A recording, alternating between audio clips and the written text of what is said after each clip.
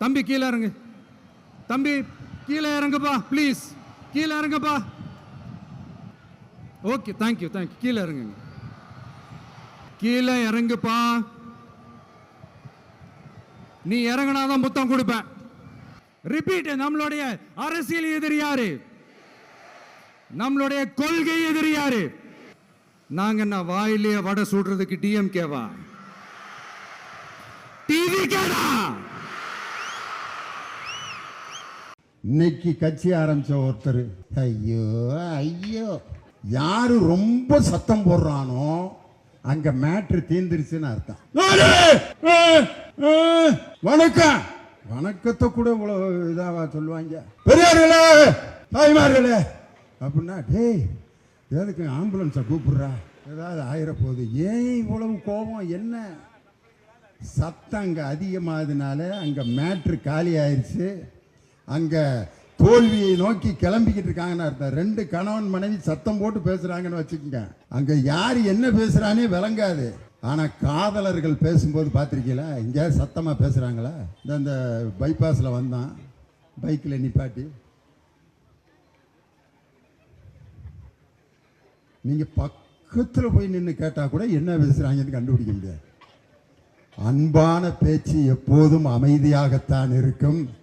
அரைகுறை அரைவேக்காடுகள் தான் கத்திக்கொண்டே இருப்பார்கள்ங்கிறதுக்கு வேற உதாரணமே தேவையில்லை. என் தலைவர் தான் உதாரணம் சொல்லுவார்.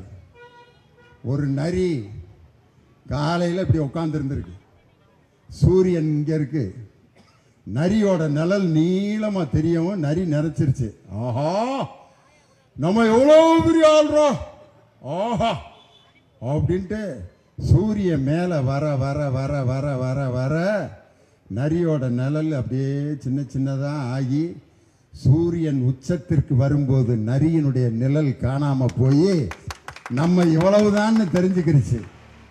சூரியன் உச்சத்திற்கு வரும்போது இப்பொழுது ஆட்டம் போடும் நரிகள் எல்லாம் எங்கே போய் கொண்டிருக்கிறது என்றே தெரியாமல், அடையாளம் தெரியாமல் போய்விடுவார்கள். எத்தனை பேரை பார்த்த இயக்கம் இந்த திராவிட முன்னேற்ற கழகம். எத்தனை எதிர்ப்புகளையும் சந்தித்து இன்றும் நிலைத்து நிற்கிறது என்று சொன்னால் வலிமையான கொள்கையும் அந்த கொள்கையின் பிடிப்பில் வாழ்ந்து கொண்டிருக்கக்கூடிய உண்மையான தொண்டர்களையும் பெற்ற இயக்கம் இந்த திராவிட முன்னேற்ற கழகம். அதனால இதை யாரும் அசைக்க முடியாது. நான் ஒரு வீட்டுக்கு போயிருந்தேன், நாய் வளர்க்குறான், ஃபாரின் நாய். நம்ம நாய்ங்க அப்படின்னா, ஓ நாயிடா அது, கொஞ்சம் கூப்பிடுறியா அப்படின்னு. கடிக்காது, ஒன்றும் செய்யாது, ஒன்றும் செய்யாது, என்னைய பிடுங்குச்சுன்னா அதெல்லாம் ஒன்றும் செய்யாது, நீங்கள் வாங்க. நான் அந்த நாயை உத்து உத்து பார்த்தேன், எது முன்பக்கம் எது பின்பக்கம்னே கண்டுபிடிக்க முடியல. இங்கிட்டும் சடை தொங்குது, பின்னாலேயும் சடை தொங்குது. எனக்கு ஒரே எதிரா முன்பக்கம் எதிரா பின்பக்கம், எனக்கு மனசு போட்ட அலக்களிப்பாக இருந்துச்சு. அவன்கிட்ட கேட்கையும் சங்கடமாக இருக்கு. சார் நாயோட முன்பக்கம் எது பின்பக்கம், உனக்கு எதுக்கு, அதுவே அதை பற்றி கவலைப்படல, உனக்கு ஏன் அதுக்கு முன்பக்கம் எங்கிட்டு இருந்தா உனக்கு என்னன்னு நான் என்னைய ஒரு மாதிரி தப்பாக நினைப்பேன். கீழே குனிஞ்சு பார்க்கவும் வெக்கமாக இருக்கு. நாயவே இந்த பார்வை பார்க்குறானே, இவனை நம்பி எப்படி வீட்டுக்குள்ளே விடுறதும்பேன். திமுக காரனுக்கு இது கூட கண்டுபிடிக்க முடியாது அப்படின்னு. நாய் நடந்து போச்சு, அதை வச்சு கண்டுபிடிச்சிட்டேன். அதுதான் முன்பக்கம், இதுதான் பின்பக்கம். ஏன்னா நாய்க்கு ரிவர்ஸ் கியர் போட்டு நடக்க தெரியாது. எப்படி அந்த நாய் அவன்கிட்ட கேட்டேன், எங்கடா வாங்கினேன்னு. இது ரொம்ப காஸ்ட்லியான நாய்ங்க, இதை வெளியில் நான் கூட்டு போனோம்னா நிறைய பேர் அந்த நாயை பார்க்கறதுக்கு கூட்டம் கூட்டமாக வந்து பார்ப்பாங்க. நல்லா கவனிங்க நான் சொல்கிற கதையை. கூட்டம் கூட்டமாக அந்த நாயை வந்து பார்ப்பாங்க.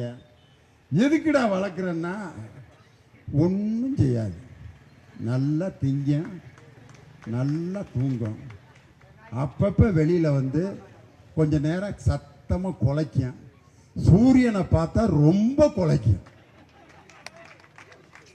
அப்படின்னா. அருமையான நாயிடா. சூரியனை பார்த்து ஏண்டா குலைக்கும், அதுக்கே தெரியாது. ஏண்டா சூரியனை பார்த்து இந்த நாய் குலைக்குதுன்னா அதுக்கே தெரியாதுங்கிறான் யாரு, ஓனர். அதுக்கு பொழுது போலன்னா சூரியனை பார்த்து குலைச்சிட்டு திருப்பி போய் கூண்டுக்குள்ளே படுத்துக்கிறேன், நல்லா திங்க, திரும்பி எந்திரிச்சு வரேன், கொஞ்ச நேரம் பார்க்கேன், வா அப்படிங்க. சூரியனை பார்த்து வா வா அப்படிங்க, திருப்பி போயிடறேன். நீங்கள் எதுக்கு இப்போ கைதட்டுறீங்கன்னு எனக்கு புரியல. நான் நாய் கதை தான் சொல்லிக்கிட்டு இருக்கேன். ஏதோ அந்த நாய் நினச்சிக்கிட்டு இருக்கு நம்மளை பார்த்து எல்லாம் பயப்படுறாங்கன்ட்டு. இந்த காரில் டூ வீலர்ல எல்லாம் போகிறப்ப ரோட்டில் இருக்கிற நாயை அந்த டூ வீலரை பார்த்து பின்னாடியே குலைச்சிட்டு வரும், பார்த்துருக்கீங்களா? துரத்திக்கிட்டே வரும். எதுக்கு துரத்துதுன்னு இது வரைக்கும் அந்த நாய்க்கே தெரியாது. நான் ஒரு 6-7 வருஷமாக பார்க்குறேன். அங்கே இருக்கிற நாயை கொஞ்சம் தூரம் ஒரு 1/2 கிலோமீட்டர் வரைக்கும் கூட துரத்திக்கிட்டே வந்துட்டு திருப்பி பழைய இடத்துல போய் படுத்துக்கிறேன். சரி, நம்ம தான் இந்த காரை பிடிக்க முடியலையே, அடுத்து துரத்த வேணாம்னு நினைக்குமா? திரும்ப 2வது நாளும் துரத்திட்டே வருவேன், திருப்பி போய் படுத்துக்கிறேன். காரை துரத்தும் நாய்கள் கடைசி வரை காரை கைப்பற்றியதாக சரித்திரமே இல்லை. அந்த காரை துரத்தும் நாய்களை எல்லாம் பார்த்து எங்கள் பயணத்தை நிறுத்துவதற்கு திராவிட முன்னேற்ற கழகம் நேற்று பெய்த மழையில் முளைத்த காளான் அல்ல, சிவகார்த்திகேயன் மேடைக்கு வந்தாரியா. வந்து என்ன பேசினார் தெரியுமா? இதுதான் ரொம்ப அற்புதமான பேச்சு. வந்து மேடையில் அவ்வளோ மாணவர்கள் மாணவிகள்லாம் அவர் மேடைக்கு வந்தோன்னு கத்துறாங்க. அவர் உடனே இந்த சத்தம் தான் ரொம்ப அருமையான சத்தம், இந்த சத்தம் ஆஹா ஓகான்லாம் அதை பற்றி அவர் கவலையே படல. என் மீது நீங்கள் வைத்திருக்கும் அன்புக்கு நன்றி வணக்கம் சொல்லிட்டு ஒரு வாக்கியம் சொன்னார். சினிமாங்கிறது ரொம்ப போட்டி நிறைந்த ஒரு துறை. இன்னைக்கு நான் நடிகராக இருக்கேன், என் கூட நடிச்சிட்டு இருக்கிற இன்னொரு நடிகர் என்னை விட மேலே போயிடுவான். நான் அந்த நடிப்பிலிருந்து விலகி போகிறது கூட வாய்ப்பு இருக்கு. எனக்கு ஃபீல்டே அவுட் ஆகி என்னுடைய படமே ஓடாமல் போனாலும் நான் பொழைச்சிக்கிருவேன். காரணம், எங்கள் அப்பா எனக்கு 2 டிகிரி எனக்கு படிக்க வச்சாரு. ஒன்று MBA, இன்னொன்று BE. இந்த 2 பட்டத்தை வச்சு நான் பொழைச்சிக்கிருவேன்னு சொல்லி, அதனால நீங்க எல்லாரும் படிங்கன்னு சொல்லி மாணவர்களை படிக்க சொன்ன ஒரு நடிகர். எப்படிப்பட்ட நடிகர்? மேல தூண் மேல ஒருத்தன் ஏறிட்டான். டேய் தம்பி, ஏற்கனவே 41 பேர்ரா, இறங்குடா. உள்ள போயிருந்தாலும் போயிருப்பேன், திரும்பி உள்ள போய் வச்சிடாத, இறங்கு இறங்கு இறங்குன்னா அதுக்கப்புறம் தான் நான் முத்தம் கொடுப்பேன்னாரு. இது ஏற்கனவே என் தலைவர் பல இளைஞரணி மாநாட்டில், எங்கள் தலைவர் இளைஞரணி பொதுக்கூட்டத்தில் மரத்தின் மீது நின்று கொண்டிருந்த நம் திராவிட முன்னேற்ற கழகத்தின் தோழர்களை பார்த்து, மரத்தை விட்டு இறங்குங்கள், அதுவரை நான் பேச மாட்டேன் என்று சொல்லி அனைவரையும் மரத்தை விட்டு இறங்க வைத்து விட்டு அப்புறம் பேசினார். எடப்பாடி பழனிசாமிக்குனே எம்ஜிஆர் பாடின பாட்டு, உன்னை பார்த்து இந்த உலகம் சிரிக்கிறது. தீய சக்தி தூய சக்தி என்று சொன்னாலும் தீய சக்தி என்று சொன்னவர்கள் தான் தீஞ்ச சக்தியாக இன்று கருகி போய் கிடக்கிறார்கள். அந்த பொம்பளை ஆம்பளை பிள்ளைய பெத்த பிள்ளைய சிங்கக்குட்டியை பெற்றிருக்கா. எங்க அக்கா லட்சுமி அக்கா சிங்கக்குட்டியை பெற்றிருக்கு. இப்படித்தான் 2 சிங்கக்குட்டியை பெத்தாங்க ஒரு அப்பா அம்மா. ஊரே 2 ஆம்பளை பிள்ளைடா, டே கொடுத்து வச்சவன்டா. படிக்க வச்சான், எல்லாம் படிக்க வச்சு உசுரை கொடுத்து மூத்த பையலை கல்யாணம் பண்ணி கொடுத்தாரு அவங்க அப்பா.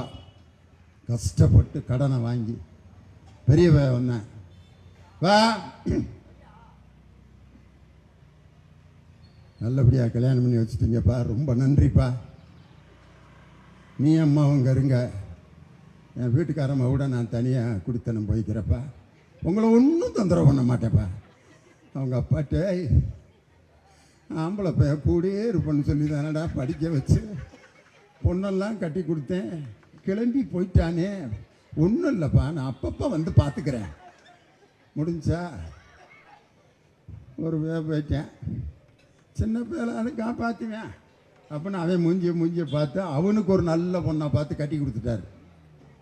அவனும் கல்யாணம் முடிஞ்சு ஒரு 6 மாதம் அவங்க அப்பா கூட இருந்தான். வந்தான் அவன் சின்னமையன், அப்பா அண்ணன் நன்றி கேட்டப்பா, இவ்வளோ கஷ்டப்பட்டு படிக்க வச்சா அவனுக்கு கல்யாணம் பண்ணி கொடுத்தீங்க, உங்களை விட்டுட்டு அவன் தனியாக போய்க்கான். சரி, இவன் ஏதோ வேற ஏற்பாடு பண்ண போகிறான் போல அப்படின்னு பார்த்தா அவன் ஒரு ஏற்பாடு சொன்னான். பா